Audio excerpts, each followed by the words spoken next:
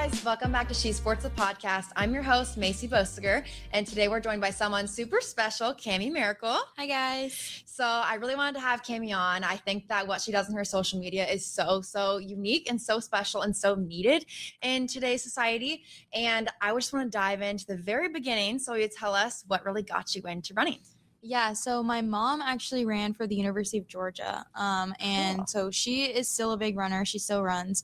And I actually didn't get into running probably until like middle school. I played soccer for a while, and then I started running in middle school. And when I got to high school, my parents kind of told me, we think you should focus on one sport if you're really serious about, doing something in college. And I wanted to either play soccer or run. So I started running my freshman year. And I found out I was really good at it and I really liked it. And my mom was a distance runner, so I felt like it was natural for me to kind of just like fall right into that too. And I loved it. So ever since then, all 4 years of high school, I ran, and I'm still doing it, obviously. So that is so cool. That's awesome. And so special that your mom did it too. Yeah. What drew you to running over soccer? What was their initial turning point where you were like, oh, this is what I want to do? I feel like it's the fact that running is it's so black and white with stats, what you put in is what you get out, and no one's really controlling your time on the field, and a coach isn't putting you in. So I kind of love the fact that I could kind of control my own destiny, and I could do what I put in was literally what I got out. So, if I put the work in, I was going to get those times, and that was going to take me as far as I needed to go. And I didn't have to rely on someone else to kind of put me in the game or, kind of my other teammates. And I love how it's individual, but it's also a team sport. That's kind of one of my favorite things because it is such a team aspect sport, and my team is such a big part of my journey, and they have been this whole time, but it's also so individualized. So I feel like having both of those aspects is so fun. You have the best of both worlds. Yeah, there. Exactly. That is super cool. We were talking about it a little bit before this, but what was it like running? Because you're from Arizona. Running in Arizona, distance, I cannot imagine genuinely running in Nebraska. Somewhere's hot enough for me. Yeah. But in Arizona? Yeah, I get a lot of questions all the time, how do you like Nebraska from Arizona? Because everyone here is I would love to be in Arizona. I'm I would. It's a great place, but when you think about it, spending the summers there, I just remember waking up at 4 a.m. to get my runs in, and then I'm just so tired the rest of the day because it's so hot. Even by 6 a.m., I want to say it's 100 degrees, and that's just not manageable at all, because the last summer I spent there, I think it was 120 degrees for 3 months straight. And I was working outside as a lifeguard. Yeah, it was terrible. So I was like, I need to get out of here. I have to find some different kind of weather. I need the snow. I need something else. And I've really enjoyed it. I would feel like my worst thing here is probably just the wind, because we have mountains in Arizona. The wind is not even close to as bad. And it's been so windy this week too. Yeah. So that's kind of just the worst thing, but you learn to deal with it. So yeah, that's really cool. When you were in Arizona, you were training, you're playing both soccer and you're running. When is it when you realize hey, this is something that I could do in college and something that I want to do in college? Yeah. So I think my freshman year, I ran one of my first races, and I just kind of realized I just had so much fun with it. I think soccer put so much stress on me for so long. Just because I did it for so long, and I was just I was expecting so much of myself. It was kind of nice to just kind of have a change of pace. And I started running, and it was just kind of this freeing thing for me. And I loved it so much. And I ended up breaking our 1 mile and 2 mile school record at my school. Wow. My freshman year. So that was kind of a moment for me. Yes. I was I think I could do this. And it just, from there, it kind of became this dream, that I wanted to run in college. And I kind of made it my mission. So yeah, that's so special. You kind of remember the moment too. Yeah. That's really fun. So then after that, what was your recruiting experience like? Yeah, so I had a really weird recruiting experience actually, because my junior year was COVID. So the NCAA had restrictions on official visits and everything like that, and no one on my team was getting recruited for track. No one had in the past. So I was kind of in the dark.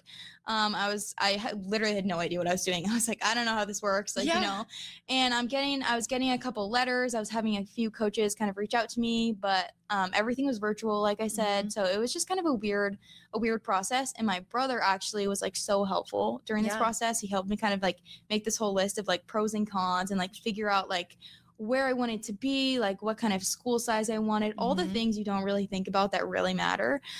So we kind of like narrowed down this list, and I had a couple schools that I really loved, and I talked to them on all these calls. I met the team, I met all these coaches, and it was just like so weird and dystopian, like having all of it be on Zoom calls, because I'm like, I've like just don't know these people, like I haven't met them.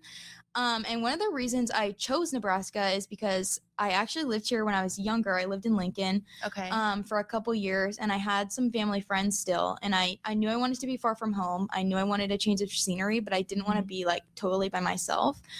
So it kind of felt like a home away from home, even though I hadn't been here in so long. And I loved the facilities, and they are wonderful. Yes, they're amazing. And one of my favorite things about Nebraska, I think, is the community in the sports. You just don't find that in other places. And growing up in Arizona, it's people really aren't ASU or U of A fans. It's like some people care, some people don't. My family never really cared. So it's so like fun coming to a place where everyone cares. Everyone cares about the sport, and everyone cares about the team, no matter what. So that was something I was really yearning for, and that's been one of my favorite parts this entire time. So it is so special. We say all the time, like there's no place like Nebraska, but that's the fans, truth. They prove it over and over again, which is something that makes it like just so unique. That's a cool journey amazing. To how you ended up here.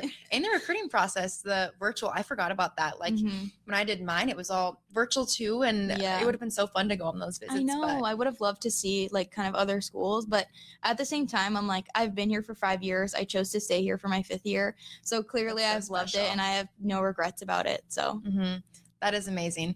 So what would you say when you got to college and you were adjusting to everything? What were some of your hardest challenges of just getting used to this new life that you had? Because like I remember when I first got here, like I moved 30 minutes away from home. It's not that far. It was so hard for me to leave my family and just not be around them all the time, and just getting like to be around new people all the time, new teammates, everything is new. It's kind of hard to get used to that new routine. Yeah. So I knew like 2 people, and everything else, like I didn't know anyone. I didn't know any of my teammates. I'd never met them. I hadn't even met the coach.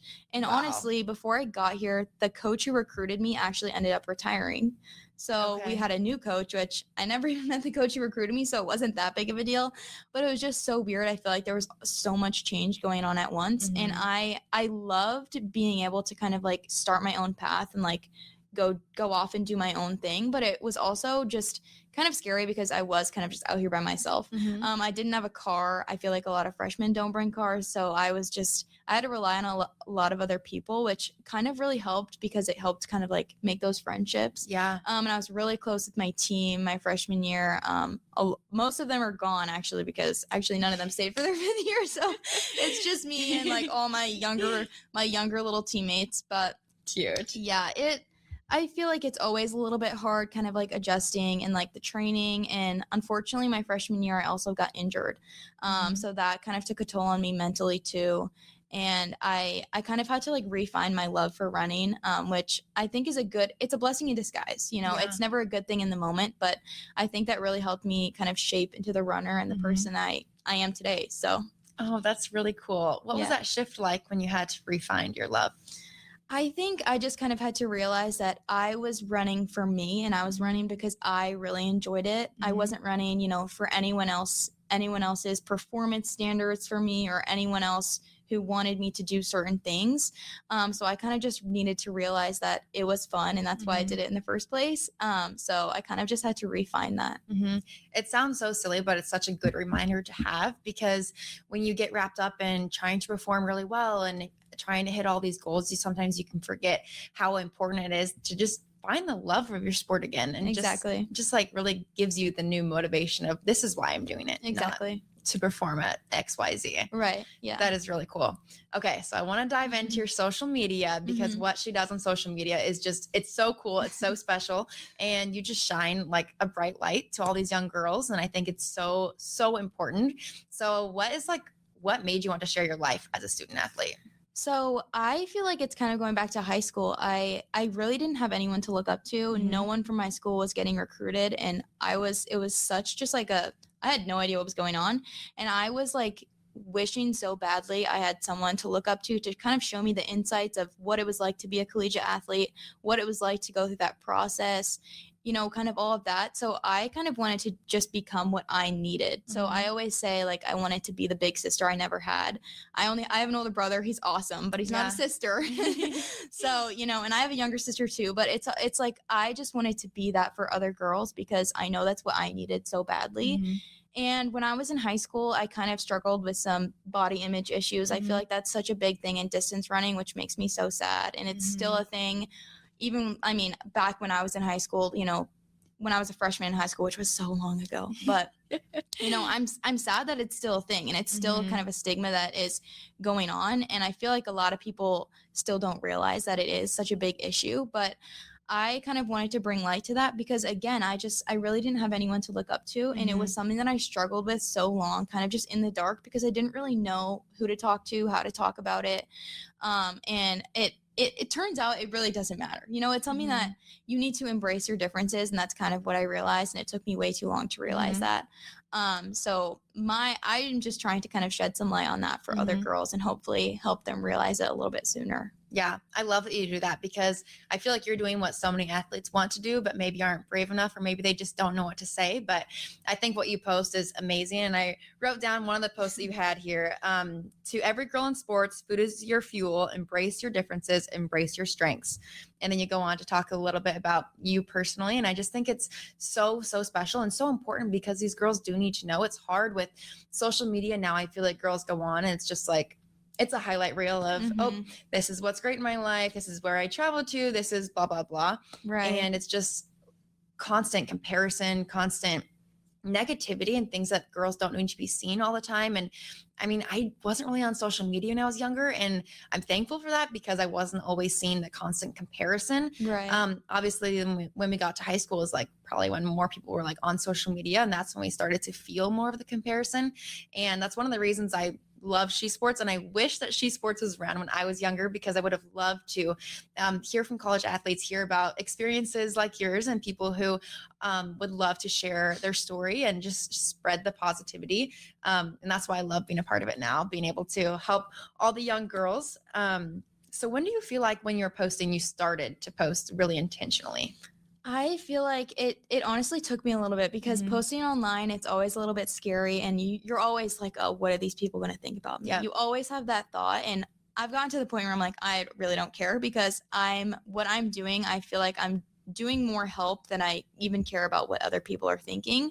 But I want to say it was back in end of 2023, 2024. So I think it was like my sophomore or junior year.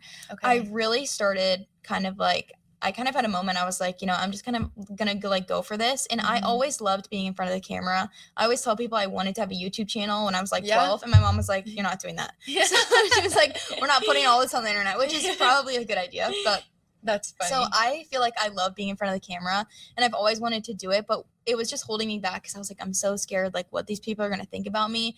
But then I really thought about everything that I needed. I could kind of be that mentor for other people. So that was kind of my motivator. And I just kind of decided I'm going to start posting. And at first it's really scary. And, you know, people like make jokes about it. I feel like people still make jokes about it. It's like, oh, you post online, you know, like whatever. And like, you know, but people love to joke about it. Yeah, they really do. But it's something that I love to do. And I love to create content. So I'm kind of at the point where I'm like, I don't really care. So good. That's how it should be. And it takes time to get to that point because for so long it's like, oh, well, I want to do it, but here I go. I don't want to. But then once you finally it's like you post, you throw the phone. Yeah. Literally. Well, I love what you do, and girls need to see it. They need to hear it. So I know it's so special, but I know that so many young girls look up to it. And I was wondering, what do you hope girls see when they look at your posts or read your captions? I just hope they kind of see like a mentor, someone that understands them and someone that is empathizing with them. Because my goal is just to remind girls, like I said, there's such a stigma in distance running, and there's so many other stigmas too, but one of the biggest ones is just underfueling and, you know, body image and things like that. And I want girls to look at my page and just kind of feel encouraged, you know, that just because you're different, just because you don't fit into a certain mold, that honestly doesn't exist and shouldn't exist, you can still do amazing things. You just you do have to embrace your differences, and that's what makes you special. So yeah, it is. And it's what gives you all these different strengths compared to other people. Exactly. Which is so cool. And going back to your post where you have food is fuel, what does that mean to you now versus when you were younger? I think it's so much more important to like really have nutrition. It's such an incredible aspect of training right now. I feel like your sleep, nutrition, just the little things people don't realize makes the biggest difference. I feel like a lot of people think it's all done on the track. You know, everything that makes you better is all done there, but it's not. It's done, you know, when you sleep, your nutrition, you know, how you manage your stress. There's so many little things that just make the biggest difference. And I feel like now, I actually got my undergrad in health, nutrition, and exercise science. So awesome. I loved kind of like learning about that. And I wanted to really feel like how to really learn how to intuitively kind of eat. And so I could put my body and have the best performance that I possibly could. So yeah, that's really cool. And when you were growing up, you were younger, playing soccer and running distance. When do you feel like you first saw like this is a stereotypical way that like I should look or people look, just what society puts on young girls? I feel like when I was playing soccer, I never really had an issue with it because a lot of people used to look at me and say, oh, you look like a soccer player, you know, because I'm very muscular built. So I kind of fit into that mold, you know, a lot better. And then I kind of turned to running, and it's like there's this image that everyone is super skinny and no one has any muscles, and I did not fit into that at all.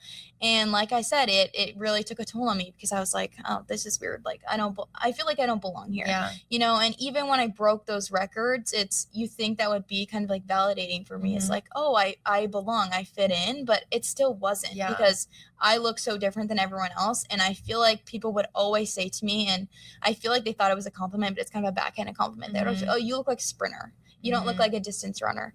And there's obviously nothing wrong with looking like a sprinter at all, but it kind of hurt me because I was like, you're telling me I don't look right enough to be in this event. So I just didn't feel like I belonged in it. But and when people would say stuff like that to you, how did that affect your confidence when you were breaking records, doing all these amazing things, but they're telling you, oh, you look like you run this event, not this one? Yeah, it definitely took a shot at my confidence for a long time. Like I said, I don't think I really realized how much it hurt me until I was out of high school. And I kind of looked back and I was like, wow, you know, that really took a toll on me. And it's sad to think about that, you know, that hurt me so much, but it is just those little things. They just kind of like build up over the years. So yeah, it definitely hurt me, but I've learned to overcome it, and it's made me who I am today. So yeah, it's all a part of your journey. What do you feel like changed in your confidence shift and like really fully like owning like, no, God made me to be this way. I'm powerful. I'm strong. I'm everything. And I'm breaking records. I'm performing amazing. Right. I think just kind of realizing that, right, like I am made the way I am for a certain reason, and I have these strengths. And I realized I was more of like a strength-based runner, and I realized that was such a big strength for me because I can finish races the way that other people can't, just because I do have this extra kind of like strength. And I am so strong in the weight room, and that helps me in so many ways that it doesn't help other people, and other people have strengths that I don't have. So that's the kind of like amazing thing about it is everyone has different strengths, and that's why everyone doesn't perform the exact same. We all have different strengths, and it's all for a reason. So that's really cool. So to all the young girls who look up to you or watching this podcast, what do you want them to hear and know about stereotypes and that they don't have to fit in any stereotype to perform well? Yeah, I would just say no stereotype. They just don't matter because there's no mold you should ever have to fit in for any sport, especially distance running, because your strengths are your greatest differences, and that is what's going to make you the incredible athlete that you are. And I feel like now in social media, there's so many female athletes that have huge platforms that are advocating for this, and I love it so much because I love young girls to see that. But yeah, I just embrace your differences, embrace your strengths, because that is what makes you the incredible athlete that you are. So That's so special. That is great advice for them. So over time, your college, you're 5 years now. How has your confidence changed, and what does your confidence mean to you now? I feel like over the years, it's definitely grown. It's definitely taken me, quite a bit to get where I am here. But my confidence makes me who I am, and I am so confident in myself and who I am. It's just such a big part of my personality and, what I want to be for other people, the kind of person I want to be for other people. So it really means a lot to me, because I feel like without this confidence, I would be a completely different person and a completely different athlete. So. That's special to hold on to. Yeah. And for all the girls watching, I'm sure that you've received so many messages from girls saying how much you've helped them. And I think that's something that in the athlete's shoes, that's very validating, and like knowing you're helping people and you're helping all these young girls. I remember when I was playing, I would get so many messages from young girls saying, oh, like, I'm a serve sub, I have a similar role to you, whatever it is, fill in the blank. And they just expressed how I helped them, like, appreciate their role, find joy in it, be proud to be someone who helps the team in specific moments, and be there to cheer people on when they need it. And so what is it like when you receive some of those great messages from girls? So that's my favorite part, and that's exactly why I do what I do. And, some of them are, they're a little bit deeper, and I don't want to say like hearing that is my favorite part, but I love when people kind of express that to me and kind of express that I've helped them, and they're, opening up about it, because that is just like the first step of the whole process, especially when you're talking about things like underfueling and stigmas and things like that. So that is exactly why I do what I do. So those messages are my favorite part. And I always tell people my DMs are always open. I love to respond to people, and I kind of love to have those conversations because, like I said, that I turned into what I needed. So I want to be that for anyone who needs it. So that's really great. Why do you think it's so important for all these young athletes to see amazing role models like you on social media? I think it's so important because social media, there's so many pros and cons. Like you said, it's a highlight reel, and it's so easy to see someone doing a certain thing and think, I need to do that. I need to do that to be better in my sport. I need to do that to be faster. But the reality of it is not everything works for every single person, and you're only seeing a small little part of it. It's one of my pet peeves is, when people post like what I eat in a day, like reels and videos. I just hate those so much, because I feel like it's so easy to show a small portion of something and say, oh, this is what I eat, and show, just bits and pieces of it. And then you have these young girls thinking, oh, well, I'm eating way too much. Yeah. I need to eat way less. This girl's way faster than me. This girl's way better than me. And I'm like, no. Like that's I know she ate more than that. Exactly. She showed her cute little plate, but she didn't show what she had after. It's things like that is just so damaging. So to have the other side of it and have these female athletes, advocating for body image and fueling your body and all nutrition and all these things, it's so important, because we need that side to outweigh the other side of things. So totally. And looking at like the mental health side of things, what are some things that you do to reset when you have a bad game, or not game for volleyball, bad meet, bad practices, whatever it is? I feel like something that really works for me is kind of like journaling and just kind of like sitting with my thoughts and reminding myself that I always tell myself, they're not all going to be good. Like there's bound to be a bad one in there somewhere. And that's just part of the process. It's part of the learning process. And you can always pick something out of it that was good. Even if I had this horrible race, I can always find something, maybe I started out really good. Maybe my middle was really strong. There's always something I can find and say, okay, that is my win from that. The whole thing was not a win, but I can take a small part of it and kind of like think of that as a win and just take it with me and move on. And it's easy to say, like that's easy to do. I know it's not easy to do at all.